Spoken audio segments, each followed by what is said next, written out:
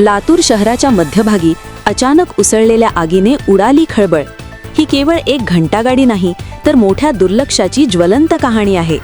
लातूर शहर महानगरपालिकेच्या दुर्लक्षित गाड्यांचा मुद्दा पुन्हा एकदा समोर आला आहे। विवेकानंद चौक परिसरात बराच काळापासून बंद पडलेल्या काही गाड्या उभ्या होत्या, मात्र या गाड्यांकडे प्रशासनाने केलेल्या दुर्लक्षामुळे आज एक धक्कादायक घटना घडली। त्या गाड्यांपैकी एका घंटागाडीला अचानक आग लागली आणि काही क्षणांतच संपूर्ण परिसरात धुराचे लोट पसरले। स्थानिक नागरिकांनी तात्काळ अग्निशमन दलाला माहिती दिली। घटनास्थळी पोहोचलेल्या अग्निशमन पथकाने मोठ्या प्रयत्नांनी आग आटोक्यात आणली। सुदैवाने या घटनेत कोणतीही जीवितहानी झाली नाही, मात्र मोठा अपघात टळला असेच म्हणावे लागेल। प्रश्न मात्र कायम आहे, इतक्या दिवसांपासून या बंद गाड्या शहराच्या मध्यभागी का उभ्या होत्या? त्यांची देखभाल का झाली नाही? स्थानिक नागरिकांमध्ये संतापाचे वातावरण असून प्रशासनाच्या निष्काळजीपणावर प्रश्नचिन्ह उपस्थित केले जात आहे।